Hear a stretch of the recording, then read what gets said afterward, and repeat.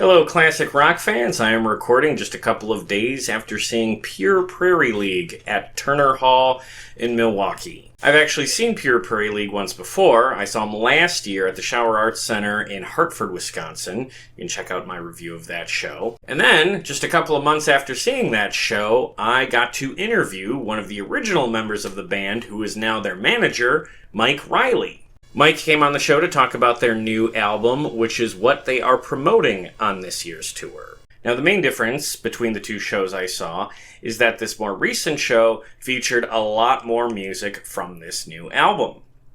The first time I saw them, they played 2 songs from their then upcoming album. But now that the CD is out, they were able to bring more of this music into the setlist. Of the 21 songs they played, 6 of them were from this album. Which was good news for me because, again, I really like the new album. Unfortunately, it was not a particularly well-attended show. I don't know how many people were there, but there were definitely some empty seats at Turner Hall. And I think that's primarily because they had the bad luck of going up against Chris Stapleton, who was playing that very same night at Harley-Davidson's Homecoming. And to make things worse, night 1 of Harley-Davidson Homecoming, which the headliner was Hank Williams Jr., that show got rained out. And with all the Harley-Davidson enthusiasts that were in town for the weekend, it made for a very hectic couple of days, and I know a lot of people were avoiding downtown just outright. So I think the timing just wasn't right for Pure Prairie League this time around. Had they played Turner Hall in, February, I imagine they would have had a better showing. But whatever the case, it was still a very good show. 2 hours and 21 songs with a brief intermission in between sets. Early in the set, they did their cover of I'll Change Your Flat Tire, Merle, which is a tribute to Merle Haggard. I read recently that they've been playing this song in every single concert since 1973. That is the most played song for Pure Prairie League, besides, of course, the big hit Amy. After that one, they did Let Me Love You Tonight, which was originally recorded when Vince Gill was in the band back in 1980. Yeah, if you didn't know, Vince Gill was in Pure Prairie League for a couple of years, and when I interviewed Mike Riley, I got to ask him a couple of questions about Vince's time in the band. Now, they closed up the first set with 2 songs off the new album, the title track, Back on Track, and another one called Picture Perfect Life, and earlier in the first set, they did another one called The Beginning. All 3 of those songs are good, but the title track is the one that really stands out. If you haven't listened to anything off this new album, that's probably the one I would recommend checking out first. After their intermission, they came back and played a series of older classics, including one of my absolute favorites of theirs, Harvest, which is off of this album here, 2 Lane Highway.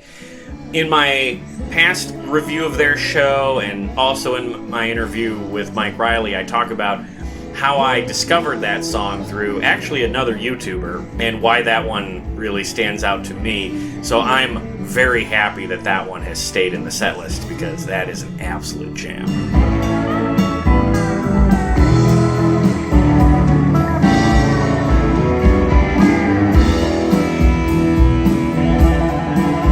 And then a little later in that set, they returned to the new album for a block of 3 songs, I'm the Lucky One, Modern Problem, and Skipping Stones. Modern Problem and Skipping Stones are 2 of the other strongest tracks on this new album. In fact, I think it was Modern Problem that they played at the show I saw in 2024 that made me really interested in hearing this new music from Pure Prairie League.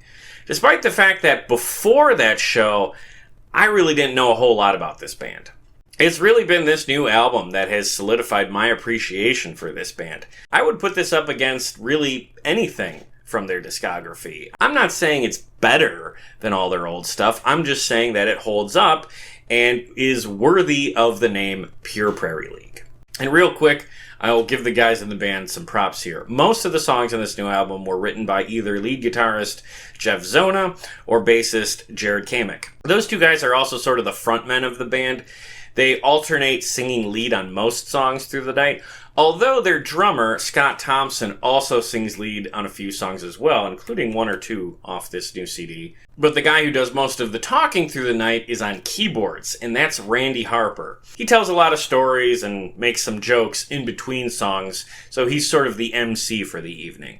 And then that brings us to our only personnel change from this show and from the show I saw last year. Last year when I saw Pure Prairie League, John David Call was still in the band. And John David Call goes back to the very early days of the band. And it was really cool that he was in that lineup still in 2024, given his long history with the band. I got a chance to meet him after the show, which was really cool. I found an article that stated that he had to step away because he had an issue with his hand, which obviously affects his steel guitar playing, which is too bad, but I'm glad I got a chance to see him when I did. Now, in his place is the new guy, John Heinrich, who plays not only steel guitar, but also saxophone. And his saxophone playing was definitely a highlight of the show. I'm a huge sucker for sax solos, and I enjoyed every time he got one of those.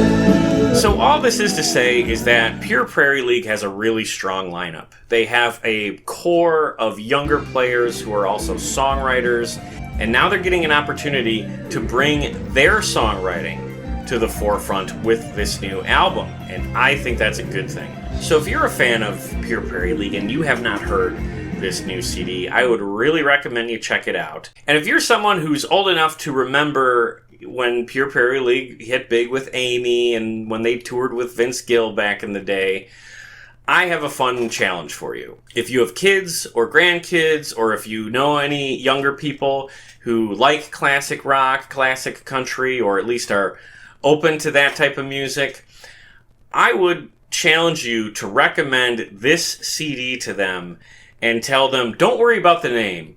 Just listen to the music here and tell me what you think. And if they come back and say that they liked it, well, then you can tell them about Amy and all the great history with this band. But more importantly, take them to go see Pure Prairie League when they come to your town, because they are going to be touring for the rest of this year, and they have some 2026 dates booked as well. And I don't know how long they plan to feature this much new music in their current set list. Hopefully they do it for a while, because I hope everybody in the Pure Prairie League fan community gets a chance to hear the new stuff from their current members, because this current lineup of Pure Prairie League is really strong. Now, if you're an old school fan of the band and you want to hear those classic hits, well, don't worry. Most of the show is still that, and they're still playing deep cuts from that classic era as well. So no matter what era of Pure Prairie League you like, you're going to enjoy them if you see them in concert. So I would really recommend you check out their show, and then please tell me what you thought about that show in the comments below. But before I get out of here, I'll just say my one little, I'm not going to say criticism, set list note that I have to say is that they did not play Still Right Here in My Heart. That is one of Pure Prairie League's best songs. That should absolutely be in the set list. So, guys, if you're watching, Mike Riley, if you see this, please consider putting Still Right Here in My Heart back in the set list. That is such a great song. So that's my only suggestion. Swap one of the older songs out for Still Right Here in My Heart. But keep the new stuff. And hopefully fans will enjoy the new music, get the CD, and if you do go see this band, be sure to hang out after the show and say hello to everybody in the band.